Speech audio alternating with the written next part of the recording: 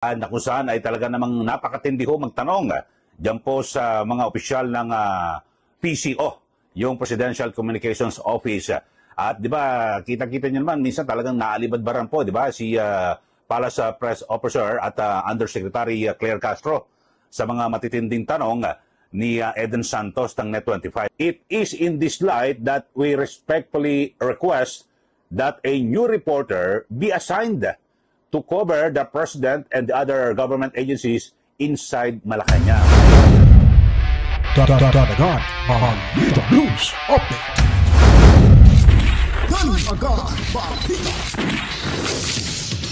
Alright, welcome back mga kabayan. Nagbabalik na naman ho tayo. Kamusta ang lahat? Tayo po ay maglalahad naman ho ng panibagong impormasyon, komprehensibong balitaan ho dito lamang sa ating bahay. Ewan ko lang kung ano kayong masasabi nito sa Net25 mga kabalitaan. Sabi ko sa inyo hindi talaga magbabago ang katrayduran at kahudasan dyan sa Presidential Communication Office mga kabalitaan.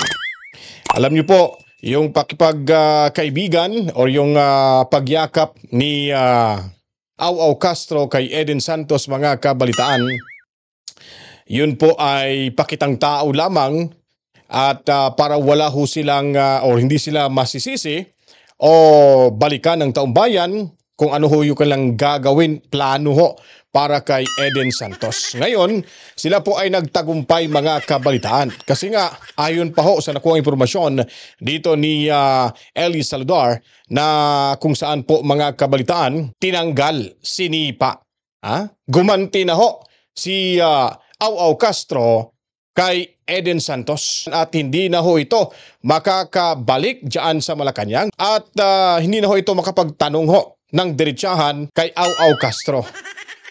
So ginawa ho nila lahat para ho hindi na ito makakabalik si Eden Santos dahil ginawang dahilan dito ay nagkaroon daw ng violation itong si Eden Santos mga kabaitaan na lumabag sa kasunduan na dapat merong right or proper venue kung magkakaroon ho ng pakipagpanayam kay Bongit mga kabalitaan. Dahil alam naman ho natin talaga mga kabalitaan, itong si Eden Santos wala hong kinikilingan. Diretso ho itong magtanong kay Au Castro, kaya nga nagkakainitan sila dyan So ito na po, panoorin natin mga kabalitaan itong si Ellie Saludar mga kabalitaan. Alam niyo ba, siguro sa ating mga taga-subaybay ay kilala niyo naman, di ba? Yung reporter po ng Net25 na si Eden Santos or Eden na kung saan ay talaga namang napakatindi ho magtanong diyan po sa mga opisyal ng PCO, yung Presidential Communications Office. At di ba, kita-kita niyo naman, minsan talagang naalibadbaran po, di ba, si Palace Press Officer at Undersecretary Claire Castro sa mga matitinding tanong ni Eden Santos ng Net25. Alam niyo ho ba na ngayon ho ay meron pong ginagawa ho ngayon ang PCO, ito hong Presidential Communications Office na gusto pong palayasin diyan po sa Malacanang, ito pong si Eden Santos. Ito ho. At meron ho silang liham sa pamunuan ng network, ito hong Net25. At meron po silang ginagawang ibang rason at alibay na kesyo may nilabag daw ho ng mga alituntunin, ito pong si Eden Suarez. Pero alam naman ho natin na talagang kumbaga sa ito pong si Eden Santos ay tinik sa lalamunan ni PCO Undersecretary Claire Castro. Mga kabayan, ito, basahin nyo po, ito hong sulat ng PCO. Tignan nyo muna, may letterhead, Office of the President of the Philippines. Ayan ho, basahin nyo Presidential Communications Office, Manila, PCO. So ito ho, may petsang June 27. At naka-address po ang sulat, ito basahin natin para mas malinaw. Ayan ho, naka-address po ang sulat kay Ginoong Paul Padua, ang news chief ng Net25. Ito ho, basahin nyo Ito ho, at babasahin ko para mapakinggan nyo rin ho, mga kababayan. Ito, greetings, dear Mr. Padua, greetings from Malacanang. Ito ho, we hope that this letter reaches you in good health and in an even better disposition. Ayan ho, yung unang paragraph, ito, basahin nyo. Tapos, last Tuesday, June 25, 2025, President Ferdinand Bongbong Marcos Jr. led the destruction of billions of pesos worth of illegal drugs at the Clean Leaf itong sa sa Tarlac o Clean Leaf International Corporation facility diyan po sa Capas Tarlac. So sabi po, while the event was successful, we have to invite your attention regarding the breach of protocol committed by your reporter, Eden Santos, who is also member of the Malacanang Press Corps. Santos violated the Media Advisory MA-25109 in approaching the President directly, not once, but twice, even if there was already an assigned place for reporters and cameramen in the venue. Strictly courtesy and decorum dictate that when covering the President, a certain distance should be observed at all times. So yun po, ang kanilang inireklamo, mga kababayan, ginagawang dahilan o rason dito po ay dahil sa meron pong naka-assign na lugar para sa mga miyembro po ng media, di ba? Malacanang Press Corps. At bigla raw ho itong parang nagtangka ho na tanungin. Ito guys, itong mga kabalitan, no, duda ko, gawa-gawa lang ho ito. O may nangyari siguro, totoo ang pangyayari ho ito. Pero duda ko ginawang dahilan lang ho ito para at least may rason ho silang papalayasin ho nila itong si Eden Santos. Galawang hudas ho ito mga kabalitaan. Si Pangulong Marcos Jr. Pero minsan talaga may mga reporter na talagang magtatanong dahil sa, siyempre, talagang kasi pag mga reporter, paunahan ho kasi yan kung sino yung makakauna, lalo na pag parang breaking news ba, no? Para makakuha ho sila ng scoop dyan, talagang ibabalita at itatanong ho nila yan para maibalitaw sila mga kabalitaan. So hindi naman siguro big deal ho yun. Kaso nga lang, ginawang big deal ho ito ng PCO, lalo na dyan si Aw Castro dahil nga ayaw niya talaga at matinik ito sa lalamunan ng PCO, si Eden Santos. Kasi nga, yung ibang media practitioners nandyan ay nakikita ho natin na balimbing ho yan sila. Takuto silang magsalita. Para bagang na bubusalan ho sila dyan pag nagtatanong na hindi dire-diretso, paikot-ikot pa. At isa lang yung napapansin ko dyan na maliban kay Eden Santos, itong si Ivan Mayrina ng GMA, talagang diretso rin ho itong magtanong. Kaso nga lang si Eden Santos ay masa yung pag nagsalita yun parang masa lang din. Kaya ito nabubuisit din ito si Castro kasi nga nasusupal-palo siya dito ni Eden Santos. Ngayon gumanti na ho sa pamamagitan ho ng liham na ito. gusto gusto maka-scoop or nandiyan na sa harap mo ang Pangulo, kung sasagot naman ang Pangulo, di okay, di ba? Okay yon. Pero kasi ganoon ho, kahit na ako nagtatangka, Mr. President, bigla isisingit mo tanong. Pero pag tumanggi ang Pangulo, okay lang naman, di repilit. So ito po yung kanilang reklamo, mga kababayan, at lumabag daw po sa protocol, ito pong si Eden Santos. Tapos ito, ipagpapatuloy natin yung sulat. Sadly, this is not the first time that Santos has violated this rule.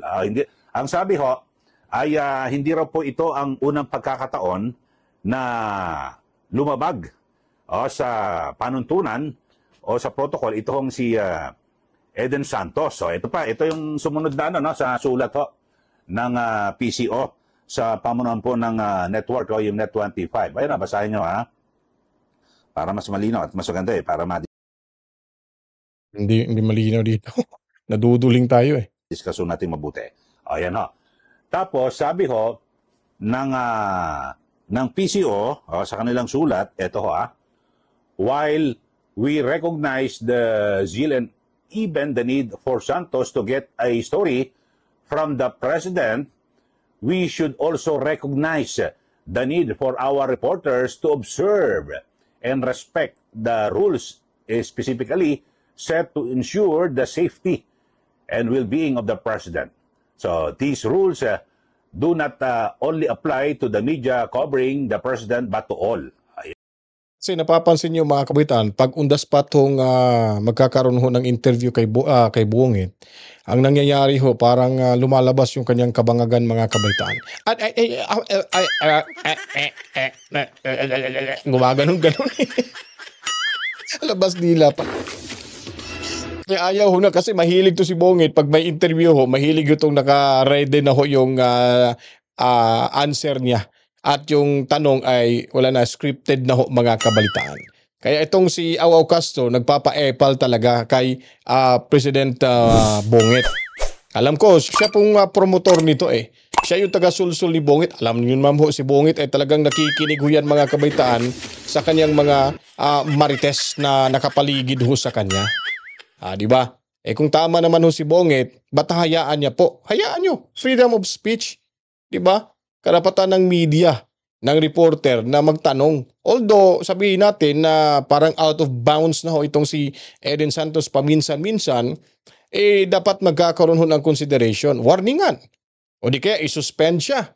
Hindi mo na siya makakapasok kasi nga for siya, under ho siya sa disciplinary action mga kabalitaan. Pero unlike ho dito, na diretsahan ho nilang ipinagbigay alam sa pamunuan ho ng Net25 sa pamamagitan kay Mr. Padua dahil nga po mga kapitan sa violation di umano. At ito'y pinapalayas talaga.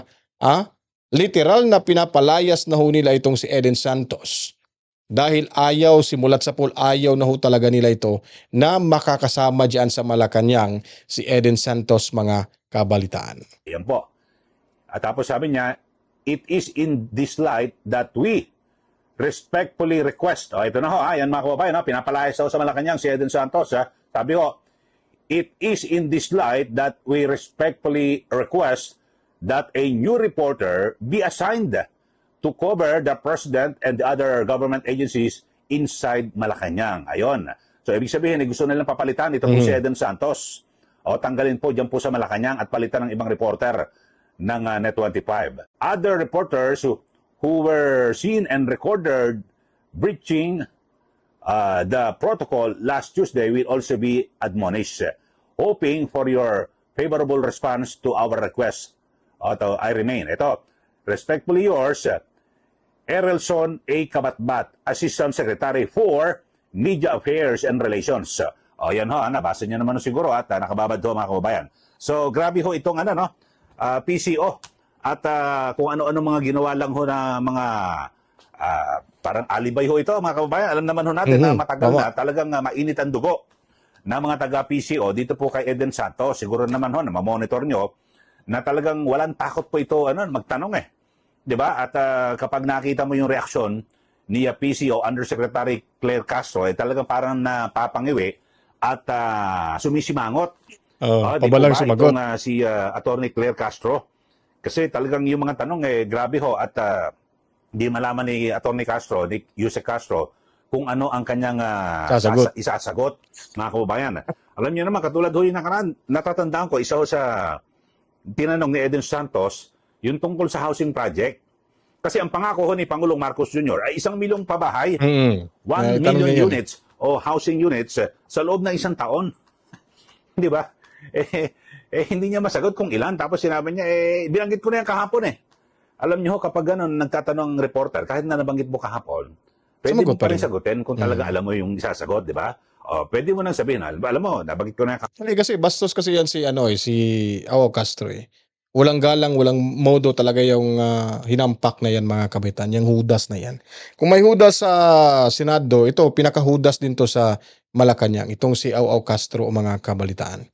Kaya hindi bagay ho magiging siya undersecretary ho ng Presidential Communication Office dahil nga po wala ho kayong makukuhang tamang impormasyon diyan pag kayo ay nagtatanong sa kanya na hindi bukal or labag sa kanyang kalooban at medyo kung maririnig niya na pinapatamaan mo yung presidente, yung amo niya, ay siya mismo talaga ang re-respect sa iyo. At yun, markado ka na niyan. At hanapan ka na ng butas. Gaya na ngayon nangyari ni Eden Santos. Pinapalitan na ho nila ng ibang reporter. Tama yung sinabi ni Boss Eli na alibay lang ho ito. Ginawang dahilan lang ho ito para hindi na ho nila makita dyan sa loob ng Malacanang si Eden Santos. Kasi hindi ho sila nagtagumpay nung plano ho nilang balasahin lahat ng mga miyembro ho na kung mababa sa 5 years or 10 years ba yung experience ay hindi ho pwede makapasok bilang press corps dyan sa Malacanang. So ngayon nagtagumpay ho itong si Aw Castro mga kabalitaan kasi makapangyarihan sila ngayon Iba, itong administrasyon na ito ay napakaiba ho talaga sa mga nagdaang administrasyon, mga kabalitaan. Dahil sa mga nagdaang administrasyon ay wala hong ganitong ginagawang pambabastos sa mga tawag nito, sa mga media practitioners. Yung maliban kay Tatay Digong Duterte ay hindi naman niya binastos ito yung Rappler. Talagang yung Rappler mabastos naman talaga yun Anti-Duterte yun, pero tinapat niya siya mismo. Pinagalitan niya at nilekturan ni Tatay Digong yung reporter ng Rappler na kailangan ayusin yung pagbabalita. Hindi gaya nitong Awaw Castro, niyayakap niya pa si Eden Santos, kuno magkaibigan sila. Ito na pala yung plano nila. Dumating na talaga yung hudyat na patalsikin, palayasin diyan sa Malacanang bilang press corps member si Eden Santos at ginawa at hinanapan ng butas. Yun, may alibay at may rason na silang hindi na papapasukin sa Malacanang. Tingnan yung katrayduran talaga itong babaeng to. So, insulto ito sa panig sa hanay ng Net25 na ura-urada nila itong pinalayas. Hindi man lang pinadalhan ng sulat, winarningan, pinakiusapan, o di kaya pinatawag para i-meeting sila diyan, uulit-ulitin, seminar sila diyan, na sa oras na mangyari na naman ito sa huling pagkakataon, ito na ang magiging resulta sa bilang disciplinary action para sa mga media practitioners na naandyan laging nag-cover sa Malacanang. Ganun sana mga kabalitaan. Kung wala itong intensyon na papalayasin si Eden Santos, hindi ito ang ginagawa nila. Hindi ito mangyayari. Kaso, intensyon talaga nila ito at alibay lang itong dahilan nila na nagkaroon ng violation sa kanilang protocol, ay sigurado mga kabalitaan, planado na talaga ito. Lalo pa, yung Net25 ay pagmamay-ari ng Iglesia ni Cristo. So, malaki insulto ito. Nung parang walang utang na loob itong administrasyon na ito, mga kabalitaan. At maganda naman sana yung performance ni Eden Santos kasi nga walang kinikilingan. Kung ano yung tama, doon lang yung kung ano po yung totoo, yun po ang binabalita. Kung anong dapat malaman ng taong bayan na mga tanong na napakasensitibo ay itinatanong talaga. Harap-harapan, live pa yan mga kabaitan. Kaso nga lang, nabubulol, nauutal at napapalunok lawa itong si Awaw Castro pag si Eden Santos na ang magtatanong sa kanya kung ano yung mga dapat pag-usapan at dapat sagutin ng Malacanang mula sa bibig ng hudas ng Malacanang vlogger na si Awaw Castro kabalitaan. Kaya kung itong video presentation, kung nagustuhan nyo po, huwag kalimutan paliguan ng maraming likes, buhusan ng maraming komento, reaction, opinion, suggestion. At of course mga kabalitaan, sa hindi pa po nakapag-subscribe, mga bagong salta, subscribe na kayo dito mga kabalitaan. Turn on your notification bell mga kabalitaan. Assalamualaikum sa ating mga kapatid na Muslim. Maraming salamat sa inyong panonood. Mas salam. At of course mga Pilipino dyan sa The Hague, Netherlands, maraming salamat. Lalo na yung ating sinasaluduhang makabagong bayani ng ating bansa, ang Overseas Filipino Workers. Saludo kami sa inyo saan maglupalop ng ating mundo. At sa mga nagnais pong gusto maging exclusive members sa ating munting bahay, meron join button dyan. Pindutin nyo lang po mga kabaitaan. At gaya na lang nila ni Boss Romeo de los Reyes. And then of course si Ma'am Rosana Concepcion and Elijah TV mga kabaitan. Mamiros at Tobias family dyan sa Lapu-Lapu City sa Cebu. Maraming salamat. At Corazon Zenicada. Maraming salamat din dyan sa Japan mga kabalitaan. And of course, Ana Santos, ako po magbabalik. Kita-kits tayo mga kabalitaan sa ilang mga oras sa paglalahado ng mga komprehensibo, mga katotohanang may impormasyon, balitaan. Dito lamang sa inyong tinatambayan lagi ang ating munting bahay, Danagan Balita Reaction Video News Update. Luzon, Kabisayan, Mindanao, saan man lupalop nating mundo basta may mga Pilipino, ang bahay na ito ay para sa ating lahat. Para malaman ng karamihan kung ano ang mga kaganapan sa ating lipunan, ulitin ko po, pakishare lang po ang videong ito. To God be the glory. Mama, chup chup. Peace out.